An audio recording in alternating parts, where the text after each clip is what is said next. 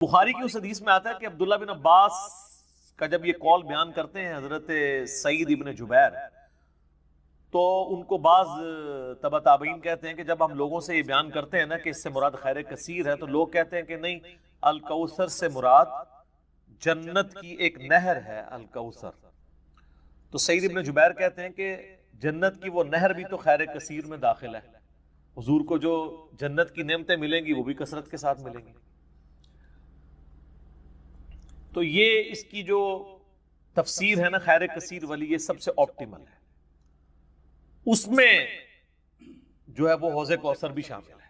جو صحیح مسلم میں حدیث ہے کہ نبی صلی اللہ علیہ وآلہ وسلم صحابہ میں بیٹھے تھے تو آپ کو اچانک ایک اونگ آئی، تھوڑی دیر بعد جب آپ کی آنکھ کھلی تو آپ مسکرا رہے تھے، اور پھر آپ نے کہا کہ ابھی ابھی اللہ تعالیٰ نے مجھ پہ یہ آیات نازل کی ہیں، بسم اللہ الرحمن الرحیم، یعنی آپ الاسلام نے بسم اللہ سے سٹارٹ کیا، انا اعطیناک الکوثر فصل لربک وانحر ان شانئک هو الابتر۔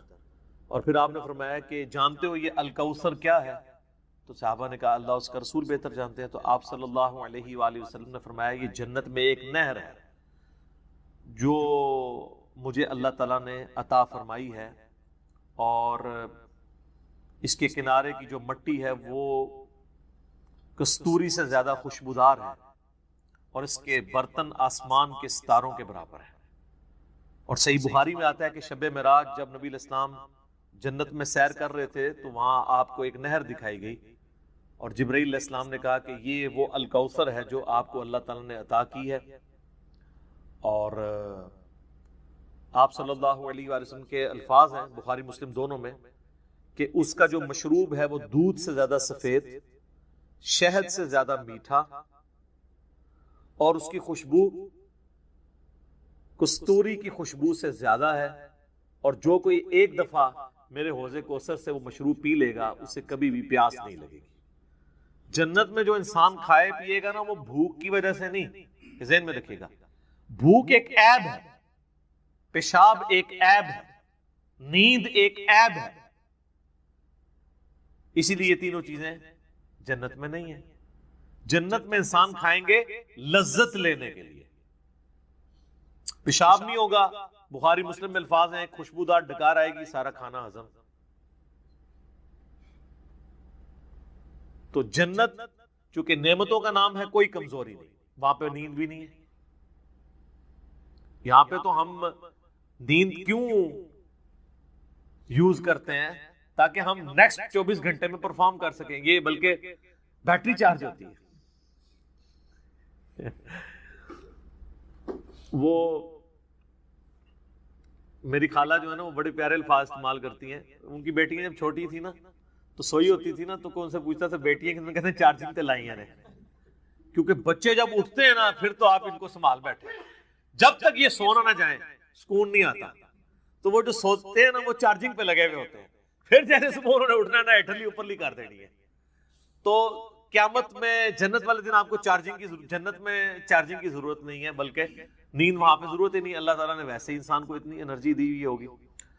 تو لہذا آپ علیہ السلام کا جو فرمان ہے نا کہ جو ایک بار پیے گا وہ کبھی پیاسا نہیں ہوگا، تو کسی کے ذہن میں خیال آ سکتا ہے کہ پیاسا نہیں ہوگا تو پھر پانی کی لذت کیا؟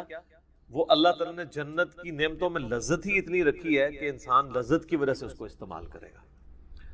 اور پھر انہی احادیث میں بخاری و مسلم کے موجود ہے کہ میرے حوض کوثر پہ پھر ایسے لوگ بھی لائے جائیں گے جن میں پہچانتا ہوں گا، اور جب میں انہیں مشروب پلانے لگوں گا تو میرے ان کے درمیان ایک آڑ قائم کر دی جائے گی، تو میں کہوں گا کہ یہ تو میرے صحابہ ہیں، اصحابی اصحابی۔ امتی والی روایتیں بھی ہیں بخاری مسلم میں، اصحابی والی بھی ہیں۔ تو مجھے بتایا جائے گا کہ یا رسول اللہ آپ کو نہیں پتا آپ کے بعد انہوں نے دین میں بدعتیں جاری کر دی تھی اور الٹے قدم پھر گئے تھے، تو آپ صلی اللہ علیہ وآلہ وسلم فرماتے ہیں کہ پھر میں کہوں گا سحقا سحقا لمن غیر بعدی، ان پہ پھٹکار ہو، ان کو مجھ سے دور کر دو جنہوں نے میرے بعد میرے دین کو بدل دیا۔ یہ حدیث بخاری اور مسلم دونوں میں ہے، اور حوض کوثر والے چیپٹر میں امام مسلم اسے لے کے آئے ہیں، بخاری میں موجود ہے۔ اس حدیث پہ کامنٹس ہیں عبداللہ ابن ابی ملیکہ تابعی کے، وہ جب بھی حدیث بیان کیا کرتے تھے تو وہ کہا کرتے تھے اے اللہ ہم تجھ سے یہ دعا کرتے ہیں کہ تیرے نبی کی وفات کے بعد ان کے دل سے الٹے قدم نہ پھرے، آمین ثم آمین۔ تو اللہ تعالیٰ ہمیں حوض کوثر پہ آپ صلی اللہ علیہ وآلہ وسلم کے مبارک ہاتھوں سے مشروب نصیب فرمائے۔ یہ دعا انسان کو اپنے لیے کرنی چاہیے، ظاہر ہے کہ وہ اہل جنت ہوں گے۔ اور بخاری مسلم میں کہ اس کے جو برتن ہیں نا، وہ برتن ہی آسمان کے ستاروں کے برابر اس کی تعداد ہے۔ پورا ایک نقشہ کھینچا گیا۔ آپ مشکات کی 30 جلد میں حوض کوثر اور شفاعت والا چیپٹر نکالیں تو آپ کو وہ ساری احادیث مل جائیں گی۔ ترمذی اور ابن ماجہ میں ایک وہ حدیث بھی بڑی مشہور ہے جو حضرت انس بن مالک کہتے ہیں کہ یا رسول اللہ کیا میری شفاعت کریں گے؟ تو آپ فرمایا میں کروں گا۔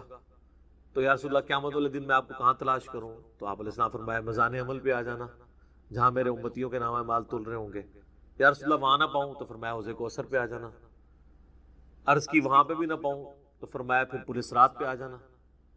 کہا وہاں پہ بھی نہ پاؤں تو آپ فرمایا میں ان 3 جگہوں کے سوا کہیں اور نہیں ہوں گا، یا میں حوض کوثر پہ ہوں گا اپنے پیاسے امتیوں کو مشروب پلا رہا ہوں گا، یا پھر میزان عمل پہ ہوں گا شفاعت کے لیے، یا پھر میں پل صراط پہ ہوں گا اپنے امتیوں کے لیے سلامتی کی دعا کرنے کے لیے۔ تو یہ 3 جگہیں ہیں جہاں پہ آپ صلی اللہ علیہ وآلہ وسلم کو قیامت والے دن تلاش کیا جا سکتا ہے انشاءاللہ تعالی۔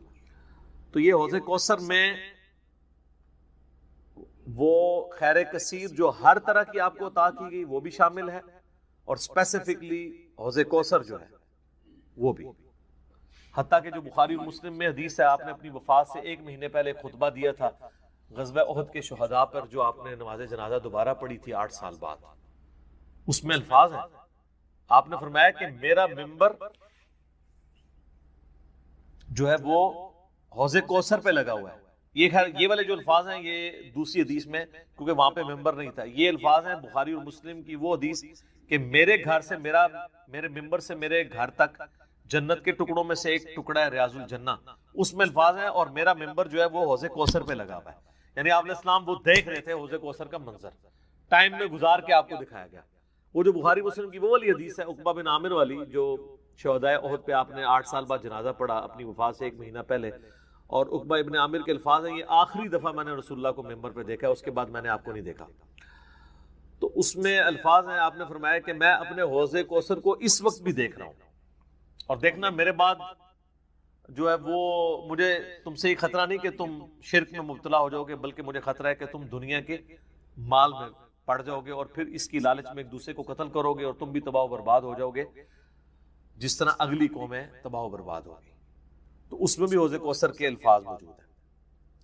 اور پھر میرے ایک کربلا والے ریسرچ پیپر میں بھی آپ کو پتہ ہے ایک حدیث ہے جو میں نے حوض کوثر کا ذکر اس حدیث کے اندر بھی موجود ہے، جب وہ سنن ابی داؤد کی ایک حدیث ہے نا، وہ عبید اللہ ابن زیاد کے پاس ایک وہ آتا ہے، ہاں یہ ابو داؤد کے اندر 4749 ہے۔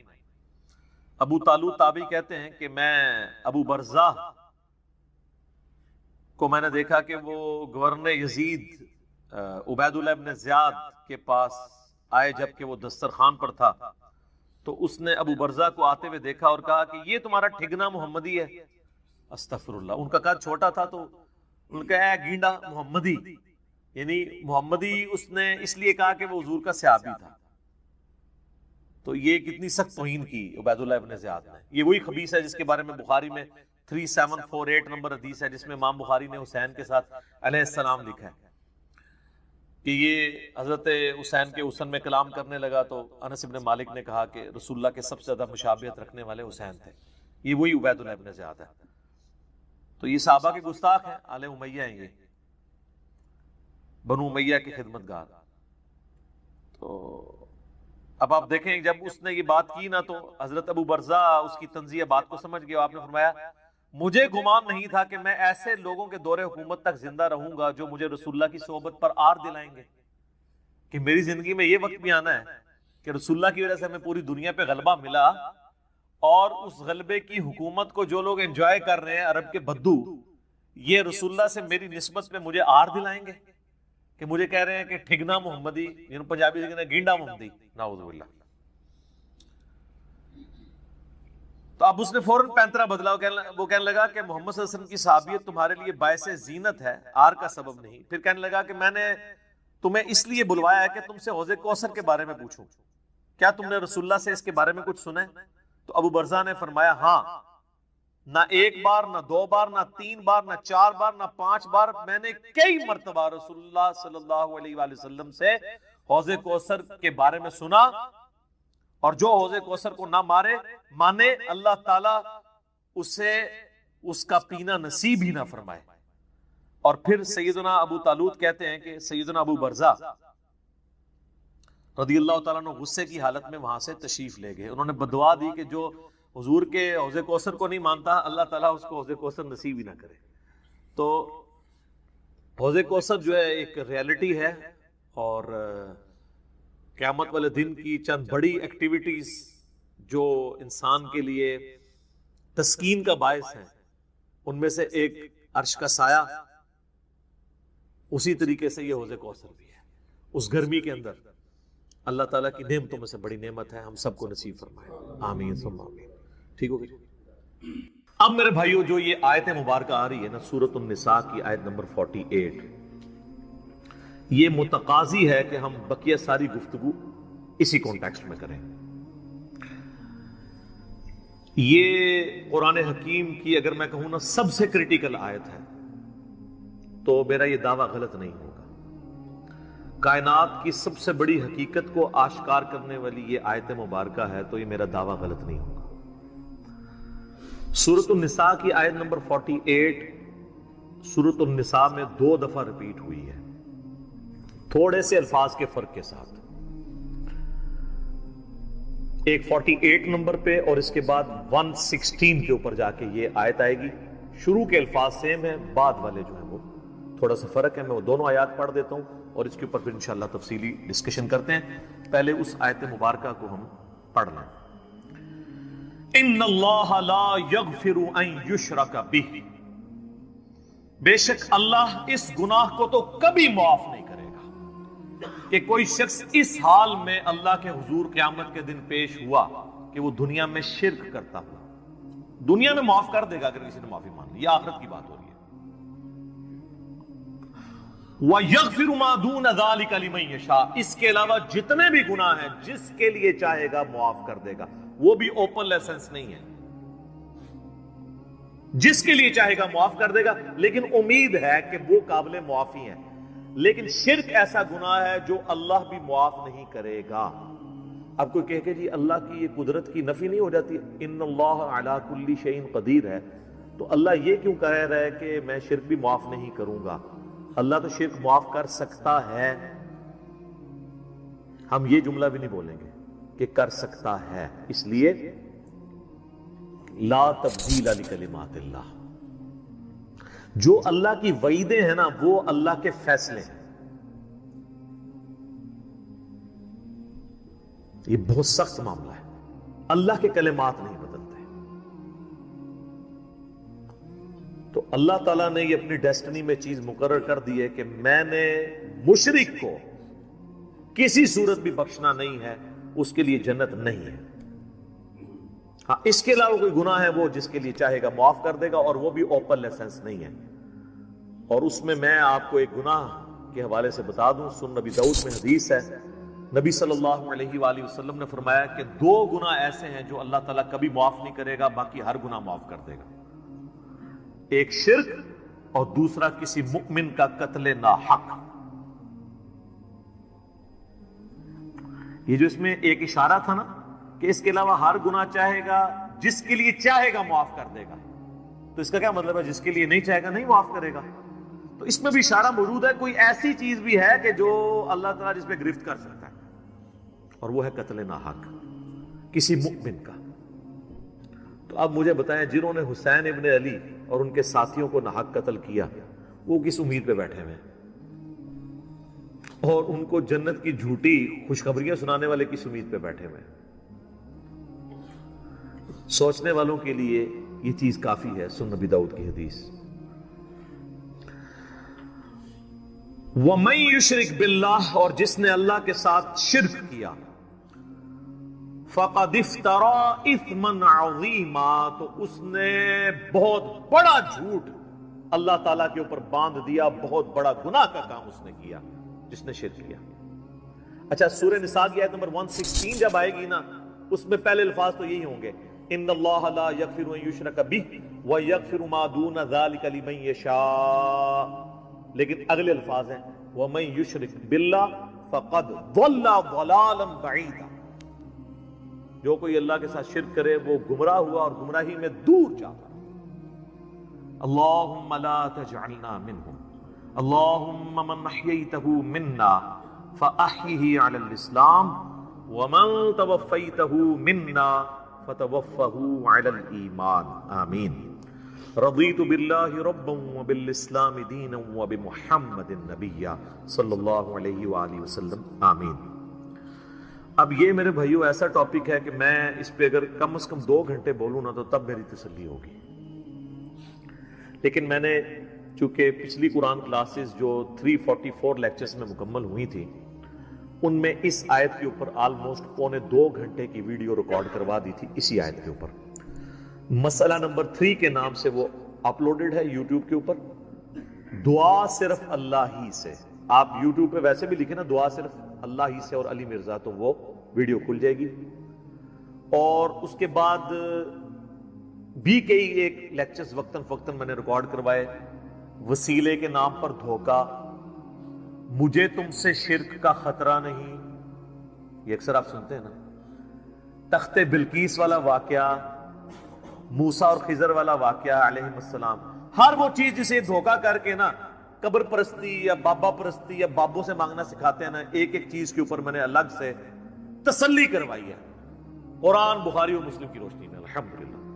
اب وہ سارے لیکچر جمع کریں تو اس ایک آیت پہ کم از کم 10 گھنٹے گفتگو ہو سکتی ہے، لیکن ٹائم تو متحمل نہیں ہے کہ ہم اتنی ڈیٹیل گفتگو کریں، لیکن چند ایک باتیں تو میں ضرور کروں گا۔ ایک ریسرچ پیپر میں نے اس کے اوپر لکھ دیا 8 صفحوں کا، آپ اہل سنت پاک.com پہ ڈاؤن لوڈ کریں گے۔ دعا صرف اللہ ہی سے، میں نے اس کا نام توحید، شرک اس طرح کا نہیں رکھا کیونکہ لوگ ان ناموں سے چڑھ جاتے ہیں، میں نے وہ چیز اس کے نام پہ رکھی کہ جس کے اوپر لوگ چڑھے۔ آپ کسی بھی مسلمان سے، خواہ بریلوی ہو، دیوبندی ہو، اہل حدیث ہو، اہل تشیع ہو، جا کے پوچھیں کہ دعا کس سے کی جاتی ہے تو کیا کہے گا؟ اللہ سے۔ کوئی آپ کو نکھٹو قسم کا بھی بندہ یہ نہیں کہے گا کہ دعا جو ہے وہ کسی فرشتے سے ہو سکتی ہے، کسی جن سے ہو سکتی ہے، کسی پیغمبر سے ہو سکتی ہے۔ نہیں جی نہیں، نماز تے اللہ دی پڑھی دی ہے، دعا بھی اللہ کو منگی دی ہے، لیکن حالت یہ ہوگی کہ وہ دعا اللہ سے یہ مانگ رہا ہوگا، نماز میں تو قرآن کی وہ آیت سورۃ الفاتحہ کی 4 نمبر آیت کم از کم 17 رکھتے ہیں جو فرض ہیں روزانہ کی، ان میں 17 دفعہ پڑھتا ہوگا ایاک نعبد و ایاک نستعین، اے اللہ عبادت بھی صرف کریں گے اور مدد بھی صرف تجھی سے مانگیں گے۔ یہ مدد کون سی؟ دعا والی، غائب میں کسی کو پکارنا۔ ایک تو ہے آپ سامنے بیٹھے ہیں، یہ تو قرآن میں حکم ہے وَتَعَاوَنُوا عَلَى الْبِرِّ وَالتَّقْوَى وَلَا تَعَاوَنُوا عَلَى الْإِثْمِ وَالْعُدْوَانِ، نیکی اور پرہیزگاری کے کاموں میں ایک دوسرے کی مدد کرو، برائی میں مت کرو، یہ تو قرآن میں حکم ہے۔ میں آپ کو کہتا ہوں مجھے پانی پلا دیں، آپ مجھے پانی پلاتے ہیں، تو یہ قرآن میں حکم ہے کہ آپ نے اسباب اختیار کرنا ہے، لیکن آپ بغداد شریف میں، اجمیر شریف میں، اور وہاں بھی قبر میں دفن ہیں، اور آپ مر چکے ہیں، آخرت کی زندگی میں زندہ ہیں، دنیا کی زندگی سے نکل چکے ہیں، اور میں آپ سے کہوں کہ پانی پلا دیں، وہی بات، وہی جملہ ایک فریم آف ریفرنس کے بدلنے سے شرک بن جائے گا، کیونکہ آپ غیر اللہ سے دعا مانگ رہے ہیں۔ ظاہری اس باب میں تو آپ کافر سے بھی مدد مانگ سکتے ہیں۔ صحیح بخاری میں موجود ہے، نبی علیہ السلام جب فوت ہوئے تو آپ کی زرہ بھی ایک یہودی کے پاس گروی رکھی ہوئی تھی، گندم کے عوض، اناج کے عوض، تو آپ نے یہودی سے بھی مدد لی۔ بعض لوگ کہتے ہیں جی نبی علیہ السلام نے غزوہ خیبر پر مولا علی سے مدد مانگی، بھئی مولا علی سامنے موجود تھے، وہ جتنے صاحب آپ کے ساتھ تھے وہ رسول اللہ صلی اللہ علیہ وسلم کے مددگار تھے دین کے اعتبار سے، لیکن آپ نے خیبر کے موقع پر اپنے چچا کو جو آرمی چیف تھے غزوہ بدر اور احد میں، حمزہ بن عبد المطلب، جو کہ اللہ کے شیر ہیں اور سید الشہداء ہیں، المستدرک الحاکم میں حدیث موجود ہے. آپ نے یہ تو نہیں کہا المدد یا حمزہ، امیر حمزہ میری مدد کو پہنچے، کیونکہ وہ فوت ہو چکے تھے. جو سامنے موجود تھے انہیں کو بلانا تھا. تو دو چیزوں کو ہی مکس کرتے ہیں. اچھا مجھے بتائیں بارش کون برساتا ہے؟ اللہ. ڈیوٹی کس کی ہے؟ فرشتوں کی. تو ہم کیا بارش اللہ سے مانگتے ہیں یا فرشتوں سے؟ اللہ سے. فرشتوں سے مانگیں گے تو شرک ہو جائے گا. لہذا یہ پتا چلا کہ اگر ڈیوٹیاں بھی لگی ہوئی ہوں، کہنا نا بزرگوں کی ڈیوٹیاں نے، اللہ دا کہا ڈیوٹی کسی کو نہیں پوری ہوئی. جس مزار دا کہنا نا ڈیوٹی ہے، سارے چرسی پوڈری افیمی اسی مزار تک بیٹھے ہوندے نے، اپنے مزار دے ہوتے ڈیوٹی نہیں پوری ہو رہی انہوں کو. چلے ڈیوٹی لگی بھی ہو پھر بھی آپ پکار نہیں کسی کو سکتے. یہ جھگڑا نہیں ہے کہ مولا علی علیہ السلام مشکل کشا ہیں یا نہیں، شیخ عبد القادر جیلانی رحمت اللہ علیہ مشکل کشا ہیں یا نہیں. یہ تو جھگڑا ہی نہیں ہے. جھگڑا یہ ہے کہ اگر یہ ہو بھی تب بھی مرنے کے بعد، اس دنیا کی زندگی سے جانے کے بعد، آپ ان سے کمیونیکیشن نہیں کر سکتے، نہ کسی فرشتے سے، نہ کسی جن سے، نہ کسی پیغمبر سے. اور اگر آپ ظاہری اسباب کی بات کرتے ہیں تو سب سے بڑا مشکل کشا ظاہری اسباب میں اس کائنات میں انسانوں کے لیے سورج. سورج ختم ہو جائے سارے انسان مر جائیں گے، چاہے کوئی بزرگ ہے یا غیر بزرگ ہے، چاہے مسلمان ہے یا کافر ہے، سارا.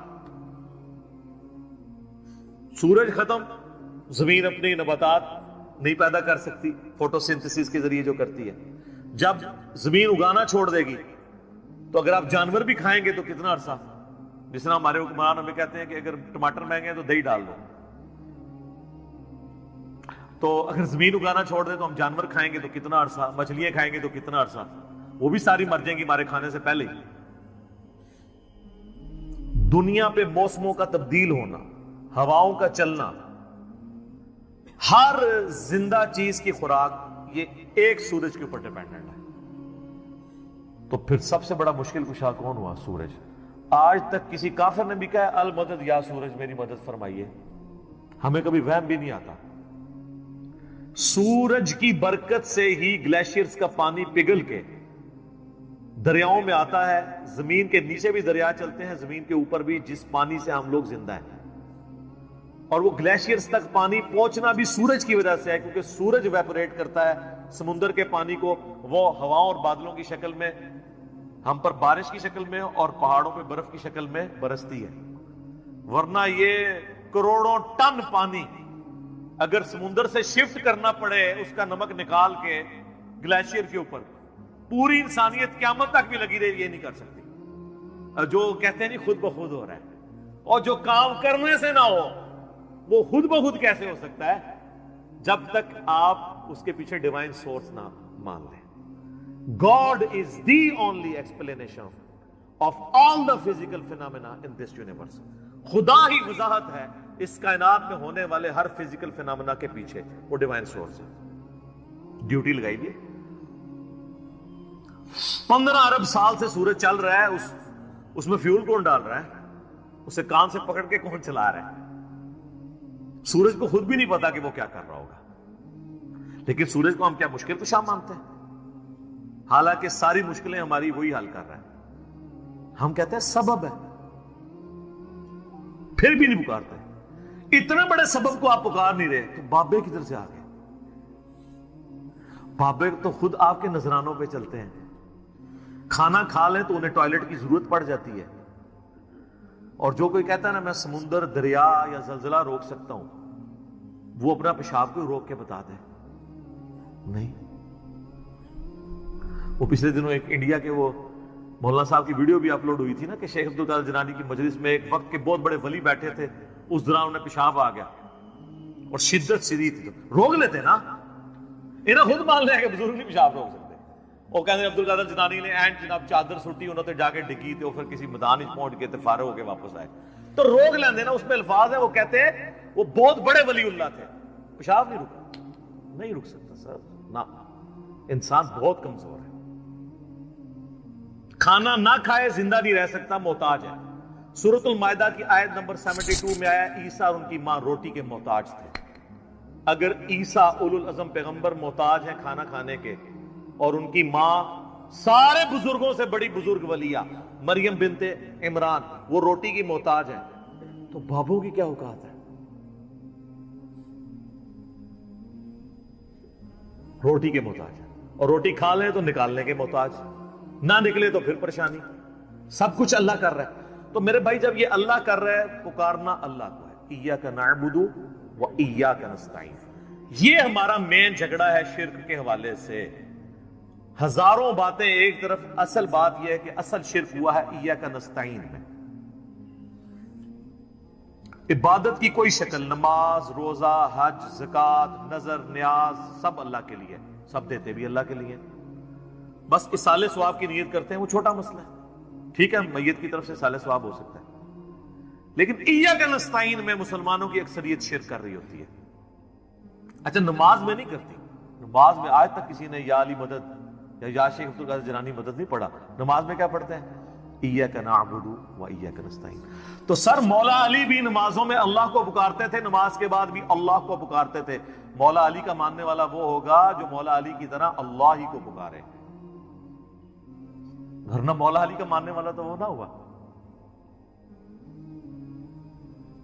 تو یہ آپ دیکھیں کتنی بڑی جرت کا یہ لوگ کام کر رہے ہوتے ہیں. ہم جب سمجھاتے ہیں تو کہتے ہیں آپ گستاخی کر رہے ہیں. سر جب آپ عیسائیوں کو سمجھاتے ہیں نا کہ حضرت عیسیٰ ابن مریم اللہ کے بیٹے نہیں ہیں, تو عیسائی بھی یہی سمجھتے ہیں آپ حضرت عیسیٰ کی گستاخی کر رہے ہیں. اور قرآن میں تو بہت سخت بات آئی ہے.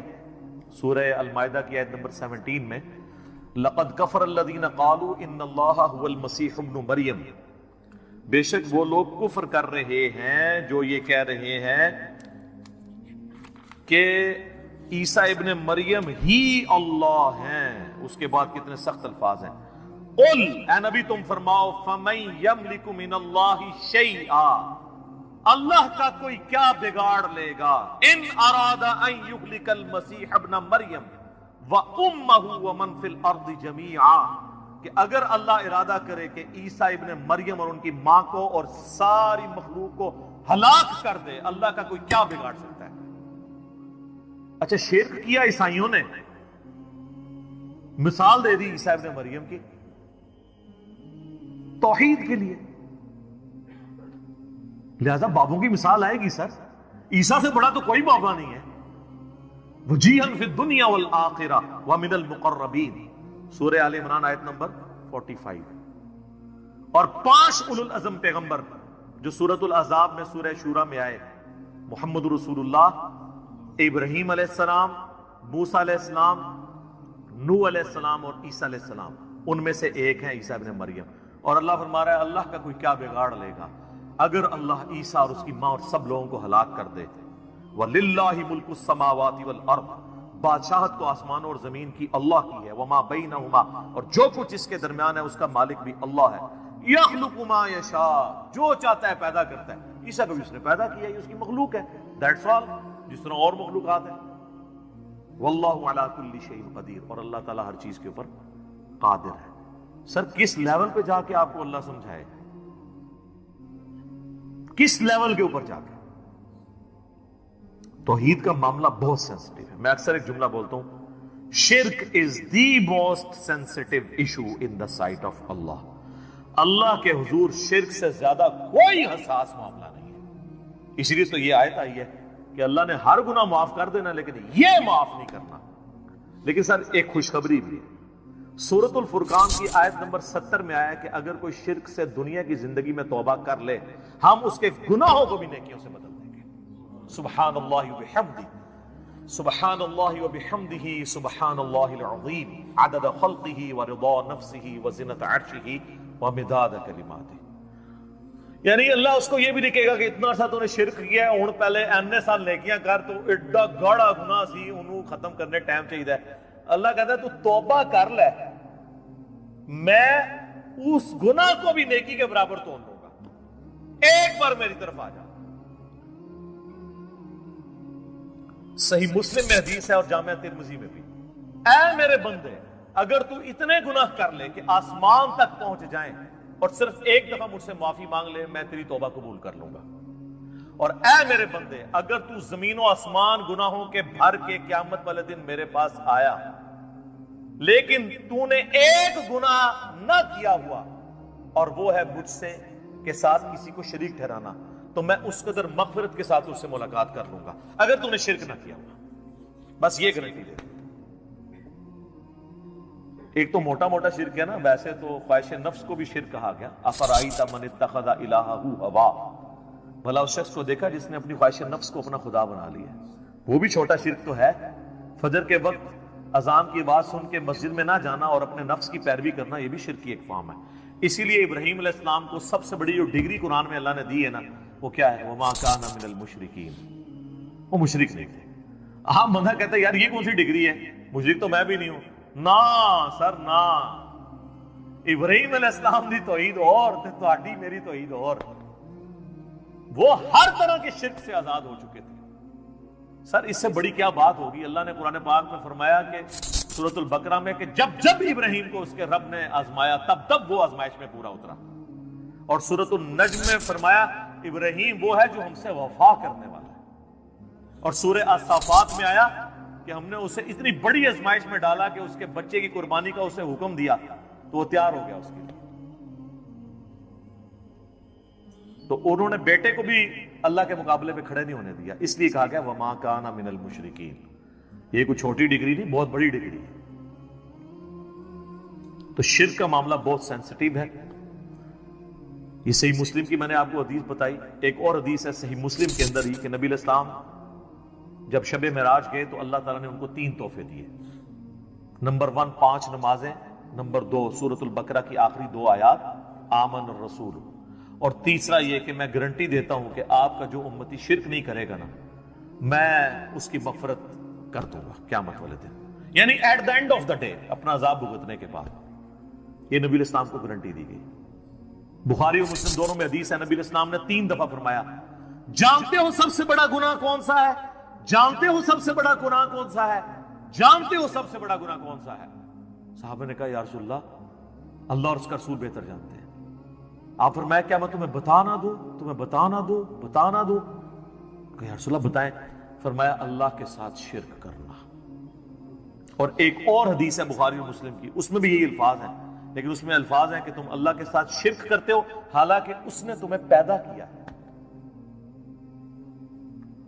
پیدا کرنے والا اور پیدا ہوا برابر نہیں ہو سکتے. سر اللہ ہی ہے جو پیدا کرنے والا ہے, باقی سب پیدا ہوئے ہیں, تو وہ اللہ کے مقابلے میں کیسے آ سکتے ہیں؟ نیور, کبھی نہیں آ سکتے. صحیح بخاری اور مسلم میں ایک اور حدیث ہے, معاذ ابن جبل کہتے ہیں کہ میں نبی علیہ السلام کے پیچھے ایک دفعہ سواری پہ گدھے پہ بیٹھا تھا, آپ کے اور میرے درمیان بس ایک پالان کی لکڑی تھی, یعنی آپ علیہ السلام نے اپنے پیچھے وہ ایک چھوٹی سی لکڑی رکھی ہوئی تھی کمر کو سپورٹ دینے کے لیے. اب وہ یہ نقشہ اس لیے کھینچ رہے تھے اپنا رسول اللہ سے قرب بتانے کے لیے کہ میری خوش نصیبی ہے کہ حضور گدھے پہ بیٹھے ہیں آگے اور میرے اور نبی علیہ السلام کے درمیان صرف ایک لکڑی کی وہ پالان کی ڈنڈی ہے لکڑی کی. سر آپ ذرا خوش نصیبی کا لیول دیکھیں. اور نبی علیہ السلام سواری پہ مجھ سے ارشاد فرماتے ہیں معاذ, تو کہتے ہیں میں نے کہا یا رسول اللہ حاضر ہوں, حکم کیجئے. پھر حضور نے دوسری دفعہ کہا اے معاذ, پھر انہوں نے کہا یا رسول اللہ میں حاضر ہوں. تیسری دفعہ بھی اس طرح کہا. پھر حضور نے, یعنی یہ اس لیے آپ کرتے تھے کہ کسی کو اٹینٹیو کریں کہ میں آپ کو بہت بڑی بات کرنے لگا. تو میں معاذ جانتے ہو کہ اللہ کا اپنے بندوں پہ کیا حق ہے؟ کہ رسول اللہ اور اس کا رسول بہتر جانتے ہیں. فرمایا کہ اللہ کا اپنے بندوں پہ یہ حق ہے کہ وہ صرف اسی کی عبادت کریں اور اس کے ساتھ کسی کو شریک نہ ٹھہرائیں. تو پھر نبی علیہ السلام خاموش ہو گئے, سواری تھوڑی آگے گئی. پھر آپ نے کہا معاذ کہ یا رسول اللہ حاضر, لبیک یا رسول اللہ, یہ الفاظ ہیں یا رسول اللہ حاضر ہوں. پھر کہا معاذ لبیک یا رسول اللہ, 3 دفعہ. پھر جانتے ہو جو بندہ یہ کر لے کہ وہ شرک نہ کرے اور اللہ کی ہی عبادت کرے, اس بندے کا اپنے رب پہ کیا حق ہے؟ ہائے ہائے ہائے, بندے کا کیا حق ہو سکتا ہے, بندے کی کیا اوقات ہے؟ لیکن اللہ نے انسان کو یہ عزت دی ہے کہ جو شرک نہیں کرتا اور صرف اس کی بات کرتا ہے وہ پھر اللہ پہ حق رکھتا ہے. کہ ایسے بندے کو اللہ عذاب نہ دے اور قیامت والے دن بخش دے. یہ ہے اس بندے کا حق اپنے رب کے اوپر. اللہم اجعلنا منہم آمین. اللہم انا نسألک جنت الفردوس مع النبیین والصدیقین والشہداء والصالحین آمین. یہ اس بندے کا حق ہو جائے. سنن ابن ماجہ میں اور مسند احمد میں حدیث ہے, معاذ ابن جبل کہتے ہیں, یہی معاذ اور ابو درداء اصحاب صفہ میں سے, وہ کہتے ہیں میرے خلیل نے, میرے جگری یار نے رسول اللہ کے لیے وہی لفظ استعمال. اللہ کی یاد, لا الہ الا انت سبحانک انی کنت من الظالمین, سورۃ الانبیاء میں آیا. اور اللہ تعالیٰ نے فرمایا سورہ الصفات میں کہ اگر یونس اس دعا کے ساتھ ہمیں یاد نہ کرتا, ہائے ہائے, تو پھر اسی دن مچھلی کے پیٹ سے نکالا جاتا جس دن کے مردے نکالے جائیں گے. یعنی قیامت تک, یعنی وہ مچھلی یونس کی قبر بن جاتی اگر وہ یہ دعا نہ کرتا. اس سے کئی رزلٹ نکلے. ایک تو رزلٹ یہ نکلا کہ یہ دعا اللہ کو اتنی محبوب ہے کہ وہ اللہ جس کا جلال اتنا ہے کہ وہ اپنے پیغمبر کو بھی کہہ رہا ہے کہ تو نے قیامت والے دن ہی نکلنا تھا, کہ مجھے اتنا غصہ ہے تیرے اوپر, گناہ کے اوپر نہیں, لغزش کے اوپر, وہ غصہ بھی ٹھنڈا ہوگا. اس لیے میں کہتا ہوں سب سے بیسٹ استغفار جو آئے ہیں ان میں سے ایک لا الہ الا انت سبحانک انی کنت من الظالمین ہے. اور جامعہ ترمذی میں حدیث ہے, جو شخص بھی یونس کی دعا کے ساتھ اللہ کی طرف متوجہ ہوا اللہ اسے محروم نہیں لوٹائے گا. یہ اسماء اعظم میں سے ہے. اور قرآن میں بھی ہے کذالک ننجی المؤمنین, مومنین کو بھی ہم نجات دیں گے جو یہ یونس کی طرح دعا مانگے گا. یہ تو قرآن میں بھی ذکر ہے. لا اچھا اس کی دیکھیں ترجمہ کتنا پیارا ہے, لا الہ الا انت, کوئی معبود نہیں سوائے تیرے, سبحانک, اللہ تو تو غلطیوں سے پاک ہے, انی کنت من الظالمین, میں تو انسان ہوں, غلطیاں کروں گا. یار اس سے بہتر انداز ہو سکتا ہے کہ یا اللہ تو تو غلطی اس لیے نہیں کرتا کہ تو پاک ہے, تو پاک تو صرف تو ہے, مخلوق تو اس لیول پہ پاک ہو ہی نہیں سکتی. اس لیے ورنہ تو ہم مخلوق کو بھی سبحان پیغمبروں کے ساتھ بھی لگا رہے ہوتے. انسان جتنا بھی پرفیکٹ ہو پاک نہیں ہو سکتا. انبیاء کو اللہ نے گناہوں سے پاک کیا ہے, لغزشیں ان سے بھی ہوئی ہیں. حضرت آدم علیہ السلام سے لغزش ہوئی ہے, نوح علیہ السلام نے کافر بیٹے کے لیے دعا کی ہے, موسیٰ علیہ السلام سے بندہ مر گیا, نبی علیہ السلام کی 4 لغزشیں قرآن میں ذکر ہوئی ہیں. غزوہ احد پہ بددعا نکل گئی تھی زبان سے, تو وہ سورہ آل عمران میں آیا کہ آپ کو کوئی اختیار نہیں ہے, آپ نے بددعا دی ہے, اللہ چاہے تو ان کو ہدایت دے. اور پھر اسی خالد بن ولید کو ہدایت بھی مل گئی, اور اسی مبارک زبان سے جس سے بددعا ملی تھی سیف اللہ کا لقب بھی مل گیا. ٹھیک ہے, یہ سر اللہ کے اختیار ہے. پرفیکٹ صرف گاڈ ہے, اس کی کوئی مخلوق بھی پرفیکشن میں اس لیول پہ نہیں جا سکتی. مخلوق کی یہ اللہ کا نقص نہیں ہے بلکہ مخلوق کا نقص ہے کہ جو مخلوق ہوگا نا وہ پرفیکٹ نہیں ہو سکتا. جیسے خالق ہمیشہ سے ہے, مخلوق ہمیشہ سے ہو ہی نہیں سکتی. وہ کہتے ہیں نا, اکثر لوگ سوال کرتے ہیں کہ اللہ تعالیٰ اپنے ساتھ کا ایک اور خدا پیدا کر سکتا ہے. ہم کہتے ہیں یہ محال ہے, اس لیے کہ جو پیدا ہوگا وہ خدا ہوگا ہی نہیں. جو پیدا ہو گیا تو خدا کون ہے, لم یلد ولم یولد.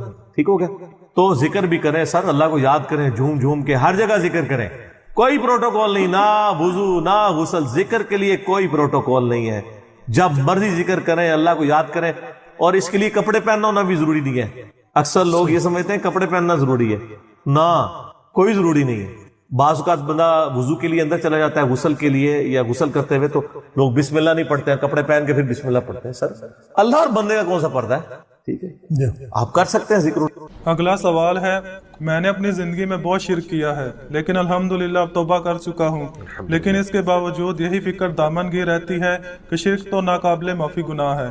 معلوم نہیں کہ میری توبہ قبول ہوگی بھی یا نہیں, مجھے بتائیں میں کیا کروں. آپ سب سے پہلے تو اس طرح کے خیالات سے توبہ کریں جو آپ کر رہے ہیں. ٹھیک ہے, اس کی وجہ یہ ہے کہ سورہ التوبہ کی آیت نمبر 70 میں اللہ تعالیٰ نے فرمایا کہ جو شخص توبہ کر لے سچے دل کے ساتھ, اور اس سے پہلے بڑے بڑے گناہوں کا ذکر ہوا ہے, ان میں سے ایک شرک بھی. بلکہ اب یہ کریٹیکل سوال ہے تو میں یہ آیت پڑھ کے بھی بتا دیتا ہوں. پارہ نمبر 19 کے اندر جا کے سورہ الفرقان کی آیت نمبر ہے یہ 70. اعوذ باللہ من الشیطان الرجیم, بسم اللہ الرحمن الرحیم. ہاں جی, یہ آ گیا, والذین لا يدعون مع اللہ الہا آخر. یعنی اللہ تعالیٰ اہل ایمان کی نشانی بتا رہا ہے کہ وہ ایسے لوگ ہیں کہ وہ اللہ کے ساتھ کسی اور کو الہ کے طور پر نہیں پکارتے. ولا يقتلون النفس التي حرم اللہ الا بالحق, اور کسی جان کو ناحق قتل نہیں کرتے. ہاں بفتوی شریعت والا معاملہ علیحدہ ہے، یعنی قتل کے بدلے قتل، وہ بھی گورنمنٹ کا جوڈیشری کا کام ہے، آپ نے خود نہیں کرنا. ولا یزنون، نہ زنا کرتے ہیں. ومن یفعل ذلک یلقى اثاما، جو کوئی یہ 3 گناہ کرے گا ان قریب ان کا عذاب چکھ لے گا. کون سے 3 بڑے گناہ گنوائے گئے ہیں؟ نمبر 1 اللہ کے ساتھ شرک، نمبر 2 قتل ناحق، اور نمبر 3 زنا. حتیٰ کہ بخاری مسلم میں ایک حدیث ہے کہ نبی علیہ السلام سے جب بڑے بڑے گناہوں کے بارے میں پوچھا گیا نا تو آپ نے یہی 3 گناہ گنوائے اور پھر آپ نے کہا قرآن پڑھ کے دیکھو. یعنی نبی علیہ السلام بھی اپنی بات کی دلیل میں قرآن پیش کرتے ہیں. ماشاءاللہ تعالی. والذین لا يدعون مع اللہ الہا آخر ولا يقتلون النفس التي حرم اللہ الا بالحق ولا يزنون ومن يفعل ذلك يلقى اثاما يضاعف له العذاب يوم القیامة ويخلد فيه مہانا. جو یہ 3 گناہ کرے گا اس کے لیے عذاب دگنا کر دیا جائے گا قیامت میں، اور وہ ذلیل و خوار کر کے آگ میں یعنی جھونکا جائے گا. الا من تاب، ہاں اگر کوئی ان گناہوں سے توبہ کر لے. کون سے؟ نمبر 1 شرک، نمبر 2 قتل ناحق، اور نمبر 3 زنا. وآمن وعمل عملا صالحا، اور ایمان لے آئے، یعنی ایمان تو پہلے بھی ہوگا نہیں، صحیح والا ایمان، اور نیک عمل کرے. فَأُولَئِكَ يُبَدِّلُ اللَّهُ سَيِّئَاتِهِمْ حَسَنَات، تو پھر ایسے شخص کے گناہوں کو بھی اللہ تعالیٰ نیکیوں سے بدل دے گا. صرف معافی نہیں سر، جتنے بڑے بڑے گناہ تھے اسی لیول کی بڑی بڑی نیکیاں. وَكَانَ اللَّهُ غَفُورًا رَحِيمًا، اور اللہ تعالیٰ تو بخشنے والا مہربان ہے. وَمَن تَابَ وَعَمِلَ صَالِحًا، جو کوئی توبہ کرے اور نیک اعمال کرے. فَإِنَّهُ يَتُوبُ إِلَى اللَّهِ مَتَابًا، تو اللہ تعالیٰ کہتا ہے کہ میرے ذمہ ہے اس کی توبہ کو قبول کرنا. یعنی اللہ تعالیٰ نے اپنے اوپر خود سے واجب کیا، حالانکہ اللہ تعالیٰ کسی چیز کا پابند نہیں ہے کہ جو میری طرف رجوع لائے گا میں اسے ضرور معاف کروں. تو اگر کسی شخص کو اس طرح کا وہم آتا ہے نا، اور یہ وہم اس لیے بھی آ رہا ہوتا ہے، بعض اوقات لوگ یعنی اس کا ترجمہ کرتے ہوئے بالکل لفظی ترجمہ کر رہے ہوتے ہیں. قرآن حکیم کی آیات چونکہ پورے کانٹیکسٹ کے ساتھ ہوتی ہیں، بیک گراؤنڈ میں آیات نازل ہوئی ہوتی ہیں، لہٰذا میں جب بھی ان آیات کا ترجمہ کرتا ہوں نا، جب اسپیسیفکلی شرک کو ایڈریس کر رہا ہوتا ہوں، میرا لیکچر نمبر ہے مسئلہ نمبر 3 دعا صرف اللہ ہی سے، اور سچ پیپر بھی ہے اس کے اوپر، تو ہم یہ ترجمہ جو ہے نا یہ آیت ان اللہ لا یغفر ان یشرک بہ، بے شک اللہ اس گناہ کو کبھی معاف نہیں کرے گا کہ کوئی شخص اللہ کے حضور قیامت والے دن اس حال میں پیش ہوا کہ اس نے دنیا میں شرک کیا ہوا، یعنی بغیر توبہ کے وہ مرا. وَيَغْفِرُ مَا دُونَ ذَلِكَ لِمَن یشاء، اور شرک کے علاوہ ہر گناہ معاف کر دے گا، وہ بھی اوپن لائسنس نہیں، جس کے لیے چاہے گا.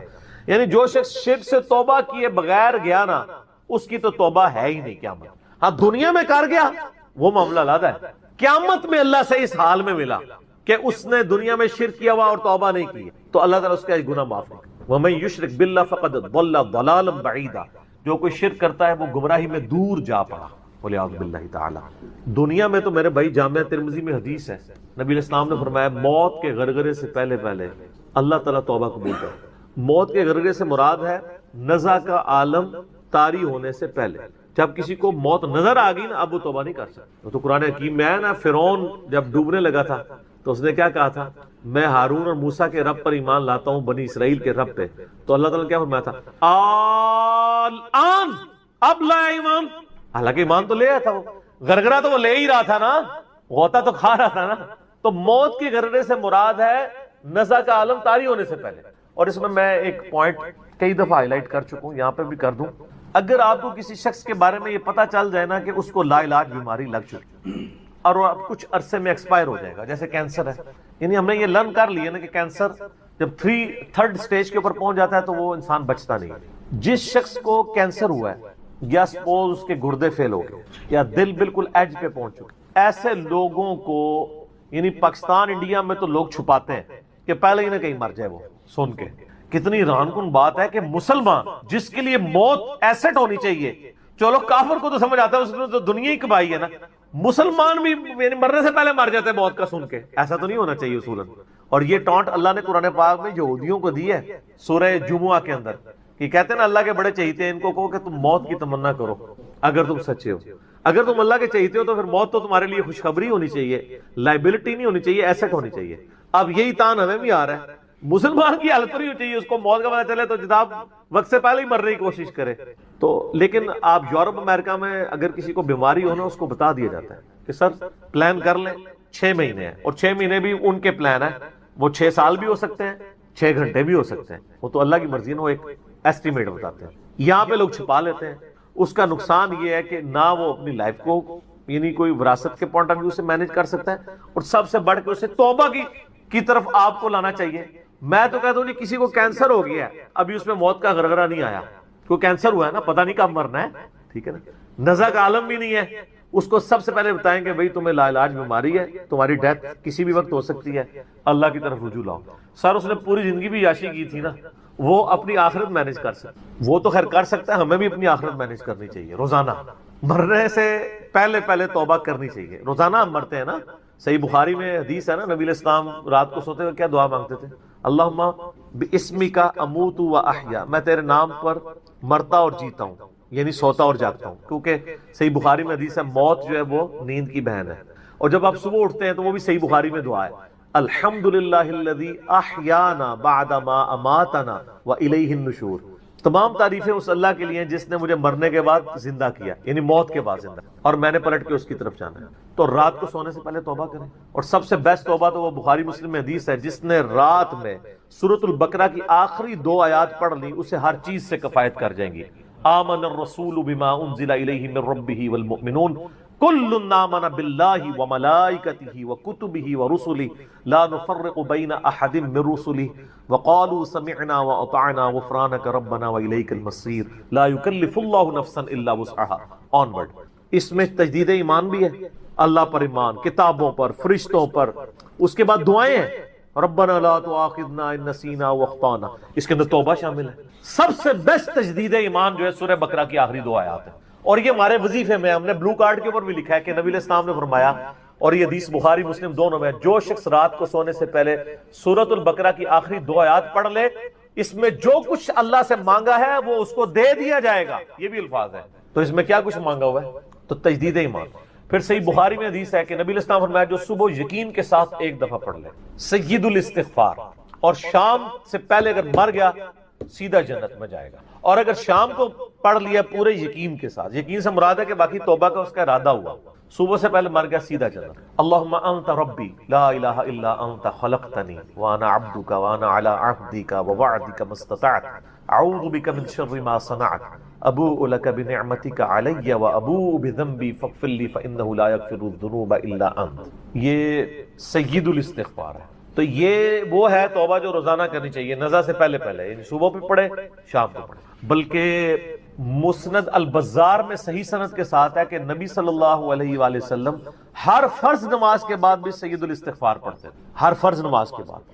ایک تو ہم پڑھتے ہیں نا اللہ اکبر استغفر اللہ استغفر اللہ استغفر اللہ اللہم انت السلام منک السلام تبارک یا ذا الجلال والاکرام، اس کے بعد آپ سید الاستغفار آیت الکرسی بھی پڑھیں، آیت الکرسی کے بارے میں بھی آیا ہے سنن نسائی الکبریٰ کے اندر صحیح سند کے ساتھ، ہم نے گرین کارڈ میں ڈالا ہے کہ جو شخص آیت الکرسی فرض نماز کے فوراً بعد پڑھے گا مرتے ہی جنت میں جائے گا، لیکن نماز پڑھے گا، خالی آیت الکرسی نہیں، نماز کے فوراً بعد، تو نماز بھی اس کو پڑھنی چاہیے۔ تو اس طرح یعنی تجدید ایمان والا یہ معاملہ بھی کرنا چاہیے، اور یہ وہم ہی نہیں بننا چاہیے کہ اللہ تعالیٰ معاف نہیں کرے گا۔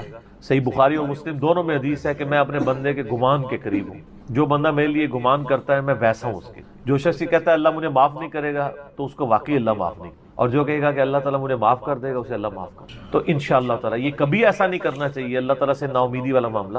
آپ اپنے رب کے وعدوں پر، نبی صلی اللہ علیہ وسلم کے وعدوں پر یقین رکھیں کہ جس شخص نے سچے دل سے توبہ کی ہے اس کی نہ صرف توبہ قبول ہوگی سورۃ الفرقان آیت نمبر 70 کے تحت، بلکہ اس کے گناہوں کو بھی نیکیوں سے بدل دیا جائے گا۔ تو اللہ تعالیٰ رجوع لانے والوں کو پسند فرماتا ہے، بار بار رجوع لاتے رہنا چاہیے، اللہ تعالیٰ سے اپنے آپ کو آزاد نہیں کرنا چاہیے، نیکی کی ہو یا نہ کی ہو، گناہ کیا ہو یا نہیں کیا، یہ علیحدہ سے بات ہے۔ نبی علیہ السلام سے بڑھ کر کون نیک ہو سکتا ہے؟ صحیح بخاری میں حدیث ہے کہ میں بھی روزانہ 70 سے زیادہ دفعہ اپنے رب کی طرف استغفار لے کے آتا ہوں، استغفر اللہ و اتوب الیہ، نبی علیہ السلام۔ اور یہ 70 کا عدد آپ نے کثرت کے لیے بولا ہے، عربی میں 70 کا مطلب 70 ڈیجٹ نہیں ہوتا، 70 کا مطلب 1000 دفعہ بھی ہو سکتا ہے، 10,000 دفعہ بھی ہو سکتا ہے، 100 دفعہ بھی ہو سکتا ہے، کثرت کے لیے بولا جاتا ہے۔ تو استغفار تو بندے کی ضرورت ہے، یہ اللہ سے ایک نیکی ہے، اور ہر چیز کے ساتھ استغفار اٹیچ ہے۔ آپ دیکھیں کہ محفل سے اٹھنے کی جو دعا ہے اس میں استغفار ہے، سبحانک اللہم و بحمدک اشہد ان لا الہ الا انت استغفرک و اتوب الیک، سنن نسائی میں حدیث ہے۔ پھر سنن نسائی الکبریٰ میں حدیث ہے کہ نبی علیہ السلام وضو کے بعد بھی یہ دعا پڑھتے تھے، سبحانک اللہم و بحمدک اشہد ان لا الہ الا انت استغفرک و اتوب الیک، اور فرمایا یہ پڑھ لو تو یہ اللہ تعالیٰ قیامت کے دن تک کے لیے اس کو سنبھال کے رکھ دے گا، تمہیں اس کے عوض نیکیاں ملیں گی، ٹھیک ہے نا۔ تو رجوع اللہ، استغفار، ہر وقت اللہ کی طرف رجوع لاتے رہنا۔ اور سب سے بیسٹ یہ ہے کہ نماز کے تشہد کی آخری جو دعائیں والا پورشن ہے نا، اس میں استغفار مانگیں، کیونکہ صحیح بخاری میں حدیث ہے جب درود شریف تشہد میں پڑھ چکو اس کے بعد جو چاہو اپنے رب سے مانگو، سجدوں میں بھی مانگیں۔ صحیح مسلم میں حدیث ہے سجدے میں انسان اپنے رب کے سب سے زیادہ قریب ہوتا ہے، تم خوب رب سے دعائیں مانگا کرو۔ اور نبی علیہ السلام نے دعا بھی سکھا دی، بخاری اور مسلم دونوں میں ہے کہ نبی علیہ السلام رکوع اور سجدے میں پڑھتے تھے سبحانک اللہم و بحمدک اللہم اغفر لی، یہ ہمارے وہ اذکار میں لکھا نا، سبحانک اللہم و بحمدک اللہم اغفر لی، تو اس میں دعا ہی ہے۔ پھر دو سجدوں کے درمیان میں رب اغفر لی رب اغفر لی ہے۔ سر استغفار تو ہر جگہ ہی چل رہا ہوتا ہے، تو اللہ کی طرف رجوع لائیں اور اللہ سے امید رکھیں۔ دنیا میں کسی نے توبہ کر لی تو موجہ ہی موجہ، یہ آخرت کے لیے معاملہ ہے۔ تو شرک، یار آپ نے کیا شرک کیا ہوگا جو صحابہ کرام نے قبول ایمان سے پہلے کیا؟ سر صحیح مسلم میں حدیث ہے 321 نمبر، میں نے کربلا والے ریسرچ پیپر میں ڈالی، بڑی لمبی حدیث ہے۔ عمر بن عاص رضی اللہ تعالیٰ عنہ کہتے ہیں کہ جب مجھے یہ اندازہ ہوا کہ اب نبی علیہ السلام یعنی غلبہ پائیں گے، یعنی اللہ نے ان کا سینہ اسلام کے لیے کھول دیا، اسلام قبول کرنے کے لیے نبی صلی اللہ علیہ وآلہ وسلم کی خدمت میں حاضر ہوئے تو خود ہی بتاتے ہیں، اور انہوں نے اپنے نزع کے عالم میں موت کے وقت میں اپنے بیٹے کو، بڑی لمبی بڑی رکت انگیز حدیث ہے، میرا یوٹیوب پہ کلپ بھی ہے، عمر بن عاص کی موت کے وقت کو اشک بار آنکھوں سے سننے والی۔ تو خیر اس میں یہ بھی الفاظ ہیں، کہتے جب میں نبی صلی اللہ علیہ وسلم کے پاس ایمان لانے کے لیے گیا نا تو نبی علیہ السلام نے اپنا دایاں ہاتھ آگے بڑھایا بیعت کرنے، تو کہتے ہیں میں نے دایاں ہاتھ بڑھایا لیکن حضور کے ہاتھوں میں ہاتھ دینے سے پہلے ہی کھے، میں نے کہا یا رسول اللہ پہلے مجھے گارنٹی دیں کہ میں نے جو کچھ اسلام کے خلاف سازشیں کی ہیں پچھلے 19 سال میں، اسلام کے آنے کے بعد 19 سال تک اسلام کے خلاف یہ اور خالد ابن ولید دونوں، یہ دونوں کٹھے مسلمان ہوئے تھے ایک ہی دن ایک ہی وقت میں، 19 سال۔ پھر اسلام کی حالت میں انہیں 19 سال نہیں ملے ہیں حضرت خالد ابن ولید، کفر میں ملے ہیں، اسلام میں تھوڑا وقت ملا ہے۔ تو حضرت عمر بن عاص کہتے ہیں میں نے ہاتھ کھینچ لیا، میں نے کہا یا رسول اللہ پہلے گارنٹی دے میرے سارے گناہ معاف ہوں۔ تو آپ صلی اللہ علیہ وسلم نے فرمایا کہ اے عمر، کیا تجھے نہیں پتا کہ اسلام پچھلے کے سارے گناہوں کو معاف کر دیتا ہے، اور اللہ کی راہ میں ہجرت پچھلے کے سارے گناہوں کو معاف کر دیتی ہے، اور حج مبرور پچھلے کے سارے گناہوں کو معاف کر۔ تو یہ اسلام لے کر آنا کتنی بڑی دولت ہے۔ تو یہ تجدید ایمان کرنا، کلمہ پڑھ کے یہ اپنا تجدید ایمان والا معاملہ بھی کرتے رہنا چاہیے، یہ بھی ایک توبہ کا ذریعہ ہے۔ اللہ سے امید رکھیں، اللہ کو اصل میں باغی پسند نہیں ہے، جو گناہ کر کے توبہ کر لیتے ہیں نا وہ اللہ کو بڑے پسند ہیں، اتنے پسند ہیں کہ ایک بڑی عجیب و غریب روایت ہے صحیح بخاری اور مسلم میں، صحیح مسلم میں ذرا زیادہ ڈیٹیل ہے کہ نبی علیہ السلام فرماتے ہیں اگر تم گناہ کرنا چھوڑ دو گے تو اللہ تعالیٰ تمہیں ختم کر دے گا، اور ایسی مخلوق لے کے آئے گا کہ جو گناہ کرتی ہو اور اللہ ان کو معاف کر کے خوشی محسوس کرے۔ اچھا اس کو بعض لوگوں نے دوسری طرف لے لیا، ان کا جی اللہ تعالیٰ گناہوں سے بڑا خوش ہوتا ہے، نہیں نا، اصل میں یہ بتانا چاہ رہے تھے نبی صلی اللہ علیہ وآلہ وسلم کہ انسان کے اندر بلٹ ان فالٹ رکھا گیا ہے کہ وہ غلطی کرے گا، اصل مسئلہ یہ ہے کہ وہ آدمی بنے۔ آدم نے اپنی غلطی کو جسٹیفائی کیا نہیں، جب غلطی کی تو کیا کہا ربنا ظلمنا انفسنا وان لم تغفر لنا وترحمنا لنکونن من الخاسرین، معاف کر دیا اللہ نے۔ شیطان نے اپنی غلطی کی جسٹیفیکیشن دینا شروع کر دی، میں ایسے بہتر ہوں، تو نے اس کو مٹی سے بنایا، مجھے آگ سے بنایا ہے، میں اس کو کیسے سجدہ کروں۔ جو اپنی غلطی کی جسٹیفیکیشن دے وہ شیطان ہوتا ہے، اور جو اپنی غلطی کی جسٹیفیکیشن دیے بغیر سیدھی معافی مانگ لے وہ آدمی ہوتا ہے۔ ہم کہتے ہیں نا آدمی، آدم کے ساتھ اس کی مضبوط ہو جاتی ہے۔ تو رجوع اللہ، تو وہ نبی علیہ السلام یہ بتانا چاہ رہے تھے کہ ایسی مخلوق جو گناہ نہ کرے وہ تو آلریڈی اللہ کے پاس موجود ہے، فرشتے۔ اللہ نے انسان اور جن کو ایسی مخلوق بنایا ہے جو اپنی ول سے اپنے رب کو چوائس کرے، فَأَلْهَمَهَا فُجُورَهَا وَتَقْوَاهَا، ان میں یعنی برائی کا مادہ بھی رکھ دیا، اچھائی کا بھی، وہ خود اپنی عقل ایز اے انسٹرومنٹ یوز کر کے یہ اللہ تعالیٰ کو خود سے وہ چوز کرے۔ ایسی مخلوق اللہ کو چاہیے تھی۔ سر یہی وہ چیز ہے جیسے انسان فرشتوں سے افضل ہو جاتا ہے، اور میں اکثر کہا کرتا ہوں کہ یہ وہ دولت ہے جو جبرائیل کے پاس بھی نہیں ہے۔ سر جبرائیل مجھ سے اگر میرا ایمان ایکسچینج کرنا چاہے نا میں نہیں کرتا۔ جبرائیل نے خدا کو مانا ہے خدا کی مرضی سے، اور میں نے خدا کو مانا ہے اپنی مرضی سے، اس کا کوئی ایکویلنٹ نہیں۔ اسی لیے انسان اشرف المخلوق ہے، اسی لیے انسان کو اللہ نے اتنا درجہ ہے فرشتے سے بہتر انسان بننا، مگر اس میں لگتی ہے محنت۔ انسان بنے آدمی بنے، یہ نہ ہو کہ اولئک کالانعام بل ہم اضل، جو سورۃ الاعراف میں ہے کہ وَلَقَدْ ذَرَأْنَا لِجَهَنَّمَ كَثِيرًا مِنَ الْجِنِّ وَالْإِنسِ، جنوں اور انسانوں کی اکثریت دوزخ کے لیے ہی پیدا ہوئے ہیں۔ یہ اللہ نے ایکسپرٹ اوپینین دیا، یہ نہیں ہے کہ میں نے دوزخ کے لیے ان کو بنایا۔ ساتھ یہ ہے کہ ہم نے ان کو کام دیے تھے، یہ سنتے نہیں، سننے کا سا نہیں سنتے، آنکھیں دی تھی دیکھتے نہیں، دیکھنے کا سا دیکھتے نہیں، یعنی عبرت والا، اور عقل دی تھی، دل دیے تھے، آپ عقل کر لیں ترجمہ، دل کر لیں، وہ سوچتے نہیں ہیں۔ اولئک کالانعام بل ہم اضل، یہ تو چوپایوں کے مانند ہے بلکہ ان سے بھی بدتر ہیں، جو آنکھ کان اور عقل کو یوز کر حق بات تک نہیں پہنچتے۔ ولا تقف ما لیس لک بہ علم، 10 کمانڈمنٹس میں سے 9 کمانڈ کیا ہے؟ سورہ بنی اسرائیل آیت نمبر 36، اے انسان کسی چیز کی پیروی اس وقت تک مت کرنا جب تک تجھے اس کے بارے میں ڈیفینیٹ علم حاصل نہ ہو جائے۔ ان السمع والبصر والفؤاد کل اولئک کان عنہ مسئولا، بے شک کان، آنکھیں اور عقل ان کے بارے میں پوچھا جائے گا، تم نے ان کو یوز کر کے حق بات تک پہنچنے کی کوشش کیوں نہیں کی ہے؟ اچھا ہم کوشش ماشاءاللہ کر رہے ہیں لیکن دنیا میں حق بات تک پہنچنے۔ میں آپ سے ایک چھوٹا سا سوال کرتا ہوں، آپ موٹر بائک پہ جا رہے ہو، دن کے وقت آپ نے ہیڈ لائٹ کھولی ہوئی ہو، سامنے سے آپ کو کوئی یوں اشارہ کرے تو آپ اسے گالی سمجھیں گے؟ فوراً ہیڈ لائٹ آف کریں گے۔ لیکن معذرت کے ساتھ آپ کوئی دینی غلطی کر رہے ہو اور آپ کو کوئی ہائی لائٹ کرے تو آپ اس دینی غلطی کے ہائی لائٹ ہونے کو اسی اشاری کی طرح سمجھیں گے یا آگے سے اس کو پڑھ دیں گے؟ جہاں تو یہی ہوتا ہے، پڑھ دیتے ہیں۔ اسی لیے اکثر لوگ بتانا ہی چھوڑ گئے ہیں، وہ کہتے ہیں یار کہ دسیو کتنے بوڑھے ہو چکے ہیں، وضو کرنے کا طریقہ نہیں، یہاں تک صرف بازو اوپر کیا ہوتا ہے، ان کو پتہ نہیں کہ کون سمیت دھونا ہے، سال لوگ دیکھ رہے ہوتے ہیں، کہتے ہیں یار چھوڑ۔ حالانکہ وہی بندہ اس وقت گڑھے میں گرنے لگے نا تو کتنے لوگ اس کو پکڑانے کے لیے آ جائیں گے، کیونکہ وہ فزیکلی نظر آ رہا ہوگا نا، آخرت کا گڑھا نظر نہیں آ رہا نا، انسان کہتا ہے خیر ہے۔ یہی ہمدردی ہماری آخرت کے پوائنٹ آف ویو سے بھی ہونی، اور یہی حوصلہ ہمیں سننے کے اعتبار سے بھی ہونا چاہیے۔ میں اکثر کہتا ہوں کہ دنیا میں اگر آپ کو گالی دے کے بھی آپ کے دنیا کے نفع کی کوئی بات کرے نا، فلانا ٹینگیا تو اتنے بیٹھے ہیں، ادھر تو اناؤنسمنٹ ہوئی ہے کہ جناب جو اپنا شناختی کارڈ لے کے آ جائے تو اس کو راشن فری مل رہا ہے، تو آپ کو اس دوست کی گالی یاد آئے گی کہ یار بڑی مہربانی، بعد میں بھی آ کے بھی شکریہ ادا کریں گے۔ لیکن وہی دوست آپ کو پیار محبت سے بات سمجھائے کہ یار یہ تم غلط کر رہے ہو، آپ اس کو کتے کی طرح پڑ جاتے ہیں، اور کوئی نہیں تو کہتے ہیں اس کو تمیز ہی نہیں بات کرنے کی۔ دنیاوی طور پہ وہ گالی نکال کے بھی دنیاوی فائدے کی بات کرے تو آپ تمیز کو نہیں دیکھتے، اور آپ کے آخرت کے فائدے کی بات وہ لجاجت سے بھی کرے تو آپ کہتے ہیں تمیز سے نہیں بات کر رہا۔ اصل میں آپ نے خود کبوتر کی طرح آنکھیں بند کی ہوئی ہیں، بلی کو غائب کرنا چاہتے ہیں لیکن بلی غائب نہیں ہوگی، تھوڑی دیر بعد آپ کی گردن مروڑ لے، بولے اعوذ باللہ تعالیٰ۔ یعنی یہ ایک انسان کے اوپر ایک موت کی تلوار تو لٹک رہی ہے، ٹھیک ہو گئے تو ان کو کہ بے فکر ہے، توبہ قبول ہے انشاءاللہ تعالی۔ اگلا سوال، کیا فرض نماز کے بعد 3 بار استغفر اللہ کے بعد ایک دفعہ سید الاستغفار بھی پڑھ سکتے ہیں؟ یہ بدعت تو شمار نہیں ہوگا؟ نہیں، کوئی بدعت نہیں ہوگا۔ صحیح مسلم میں حدیث ہے کہ نبی علیہ السلام فرض نماز کے بعد 3 دفعہ استغفر اللہ پڑھتے تھے اور پھر ایک دفعہ پڑھتے تھے اللہم انت السلام و منک السلام تبارکت یا ذا الجلال والاکرام۔